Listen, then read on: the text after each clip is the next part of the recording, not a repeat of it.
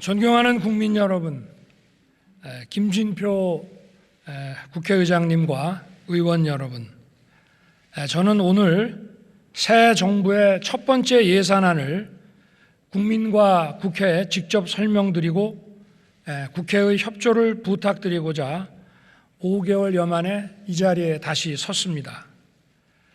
우리를 둘러싼 대내외 여건은 매우 어렵습니다.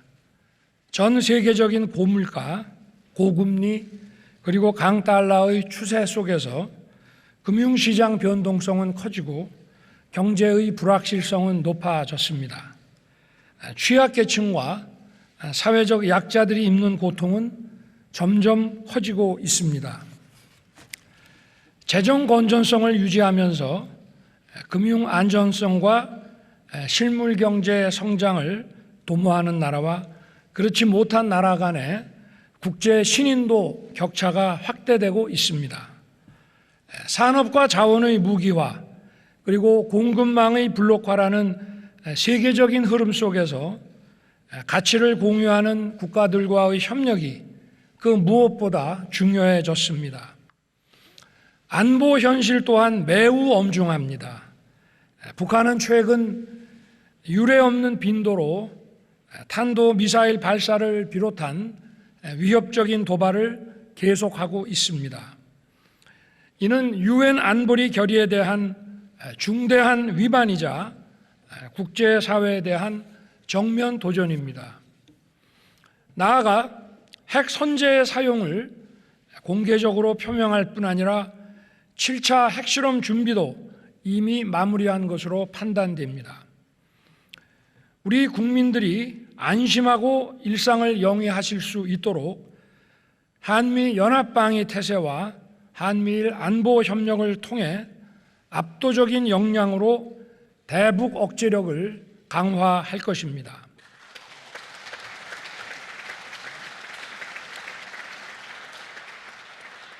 북한이 비핵화의 결단을 내려 대화의 장으로 나온다면 이미 취임사와 8.15 경축사에서 밝혔듯이 우리 정부는 담대한 구상을 통한 정치, 경제적 지원을 다할 것입니다. 경제와 안보의 엄중한 상황을 극복해 나가기 위해서는 여야가 따로 있을 수 없습니다. 국회의 협력이 절실합니다.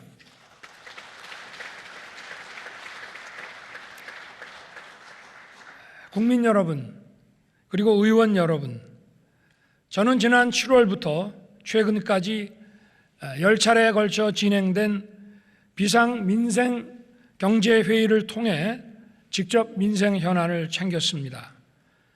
물가 상승의 충격이 취약계층과 사회적 약자에게 전가되지 않도록 공공임대주택의 임대료 동결을 연장한 것을 비롯해서 연료비, 식료품비, 생필품비도 촘촘하게 지원하는 한편 장바구니 물가도 챙겼습니다. 폭우와 재난으로 인한 피해 복구와 지원에도 매진해서 서민들의 일상 회복에 최선을 다했습니다. 우리 경제의 버팀목인 수출 경쟁력을 강화하기 위해 역대 최대 규모인 351조 원의 무역 금융을 공급하는 한편 6조 원 규모의 안심 고정금리 특별대출과 50조 원을 상회하는 채권 시장 등의 안정화 조치를 취해 중소기업을 살리기 위한 유동성 공급도 시행한 바 있습니다.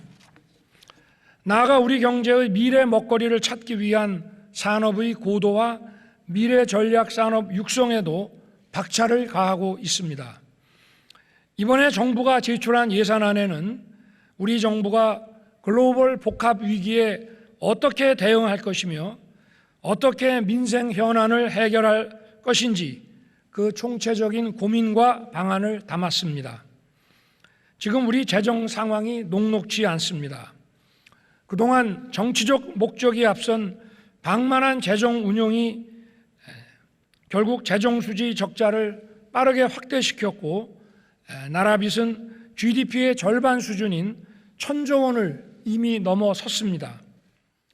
세계적인 고금리와 금융 불안정 상황에서 국가 재정의 건전한 관리와 국제 신인도 확보가 그 무엇보다 중요합니다.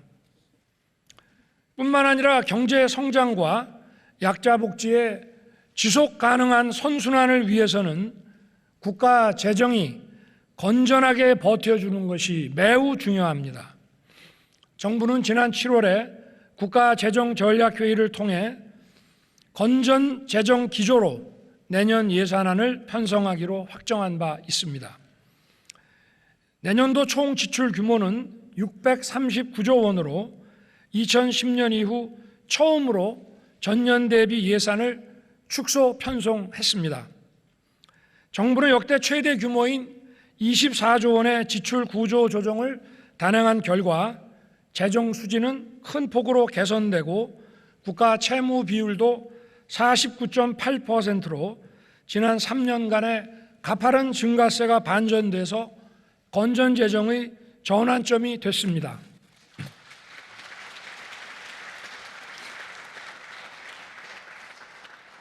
공공부문부터 솔선하여 허리띠를 바짝 졸라맸고 이렇게 절감한 재원은 서민과 사회적 약자 보호, 또 민간 주도의 역동적 경제 지원, 국민 안전과 글로벌 리더 국가로서의 책임 강화에 투입하고자 합니다.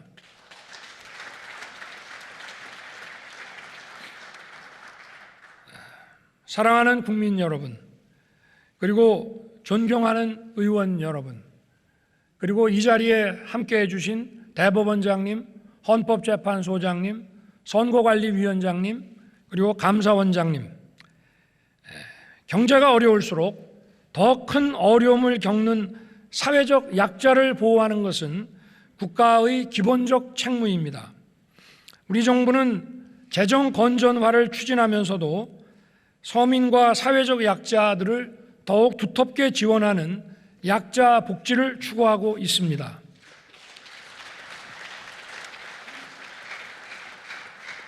기존 중위소득을 역대 최대폭으로 조정해서 4인 가구 기준 생계급여 최대 지급액을 인상함으로써 기초생활보장 지원에 18조 7천억 원을 반영했습니다. 저임금 근로자, 특수형태 근로종사자, 그리고 예술인들의 사회보험 지원 대상을 확대하여 27만 8천 명을 추가 지원할 것입니다.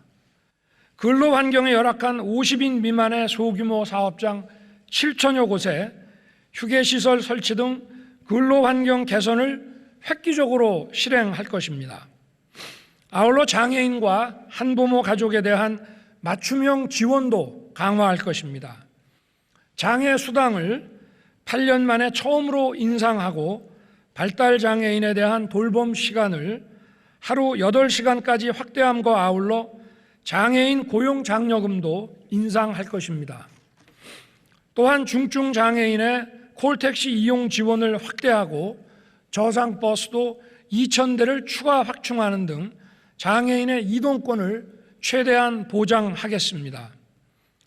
한부모 자녀 양육 지원 대상을 현재의 중위소득 52%에서 60%까지 대폭 확대하겠습니다.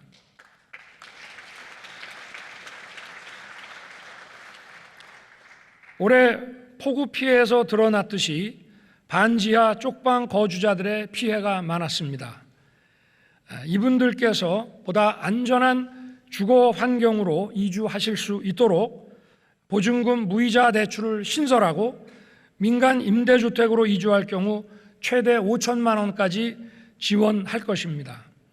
또한 전세 사기의 피해자에 대한 신속한 보호를 위해 최대 1억 6천만 원 한도의 긴급 대출 지원도 신설하였습니다. 우리 청년들에게는 청년 원가주택과 역세권 첫집 5만 4천 호를 신규 공급하고 청년들의 중장기 자산 형성을 지원하기 위해 청년 도약 계좌를 새로 도입하는 한편 청년 내일 저축계좌 지원 대상 인원을 확대하겠습니다. 어르신들께는 기초연금을 인상하고 양질의 민간사회 서비스형 일자리를 확대해서 안정적인 노후 생활을 지원하겠습니다. 물가 상승으로 인한 서민들의 필수 생계비와 장바구니 부담을 덜어드리기 위한 예산도 적극 반영하였습니다.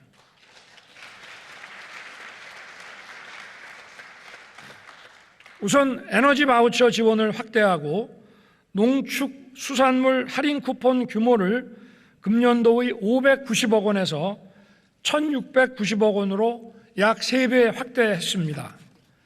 밀, 수산물 등 주요 농축산물의 비축을 확대해서 수급 불안에 선제적으로 대응하는 한편 중소농의 공익직불금 지급 확대, 비료, 사료 등의 구매자금 지원을 통해 농가 생산비 부담도 경감하겠습니다.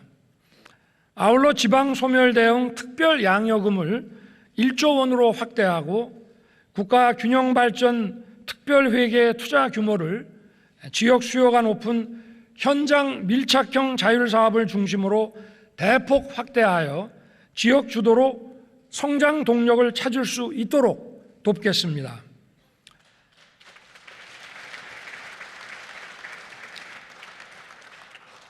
첨단 전략 산업과 과학기술을 육성하고 중소벤처기업을 지원함으로써 새로운 성장 기반을 구축하겠습니다.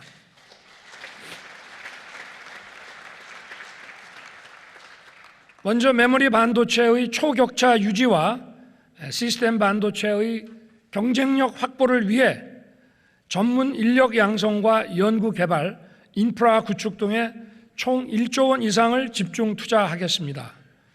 또 문어직 원자력 생태계 복원이 시급합니다. 원전 수출을 적극 지원하고 소형 모듈 원자로와 원전 해체 기술 개발 등 차세대 기술의 연구 개발을 지원하겠습니다.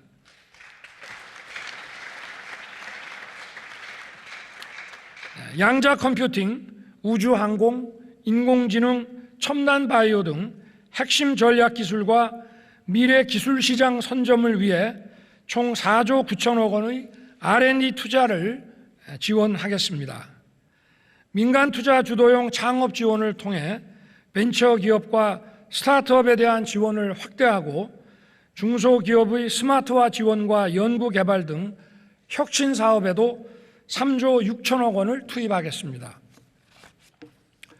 소상공인들이 코로나 여파에서 완전히 벗어나 다시 뛸 수 있도록 채무 조정과 재기 지원 등의 재정을 추가 투입할 것입니다. 그리고 청년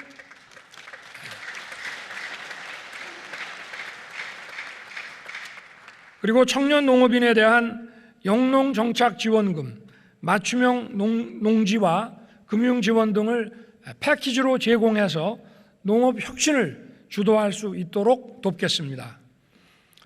국민 편의와 미래 산업 기반인 교통 혁신도 이뤄내도록 하겠습니다.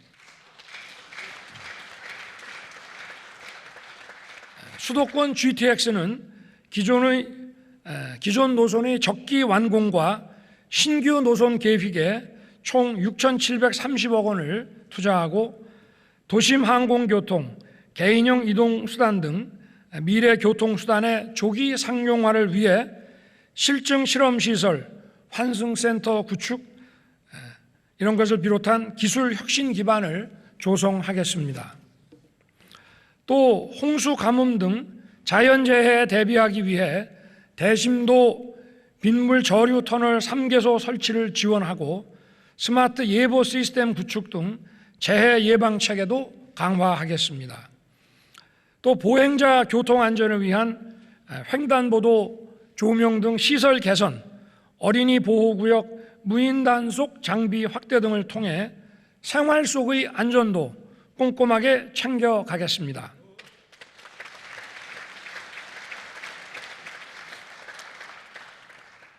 튼튼한 국방력과 인류 보훈, 장병의 사기 진작을 통해 누구도 넘볼 수 없는 강력한 국가를 만들겠습니다.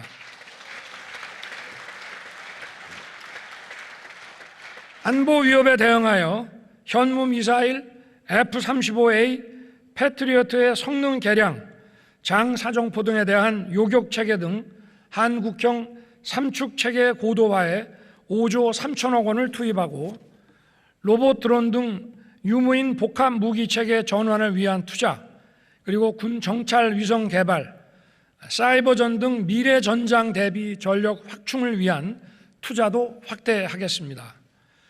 국가를 위한 헌신에 존중과 예우를 하는 것은 강한 국방력의 근간입니다.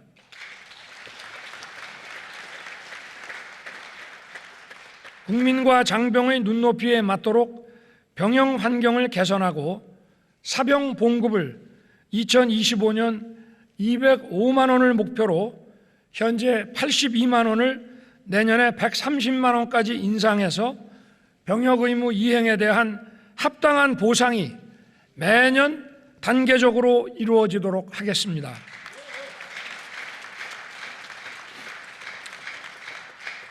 아울러 보훈급여를 2008년도 이후 최대 폭으로 인상하고 참전 명예수당도 임기 내 역대 정부 최대 폭으로 인상할 것입니다.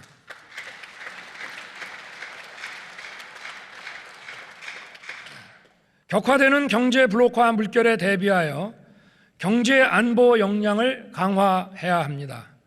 공급망 위기에 대응하기 위해 해외 자원개발 투자를 확대하고 니켈, 알루미늄 등 광물 비축, 그리고 수입선 다변화 추진을 위해 총 3조 2천억 원을 투자할 것입니다.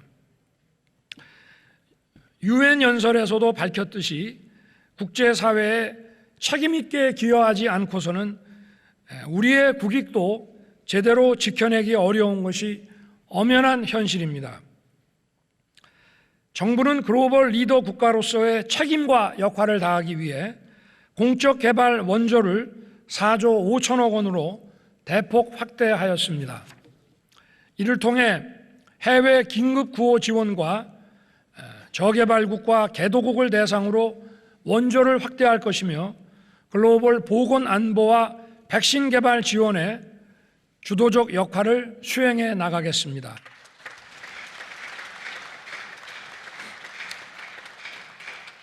존경하는 국민 여러분, 김진표 국회의장님과 의원 여러분, 대법원장님, 헌법재판소장님, 선거관리위원장님, 그리고 감사위원장님, 예산안은 우리 대한민국이 나아가야 할 방향을 담은 지도이고 국정 운영의 설계도입니다. 정부가 치열한 고민 끝에 내놓은 예산안은 국회와 함께 머리를 맞댈 때 완성할 수 있을 것입니다. 지난해 5월 코로나 피해 자영업자 소상공인 지원 추경도 국회의 초당적 협력으로 무사히 확정 지을 수 있었습니다. 우리 경제를 둘러싼 불확실성이 지속되고 있는 시기에 국회에서 법정 기한 내 예산안을 확정해서 어려운 민생에 숨통을 틔워주시고 미래 성장을 뒷받침해 주시기를 기대합니다. 감사합니다.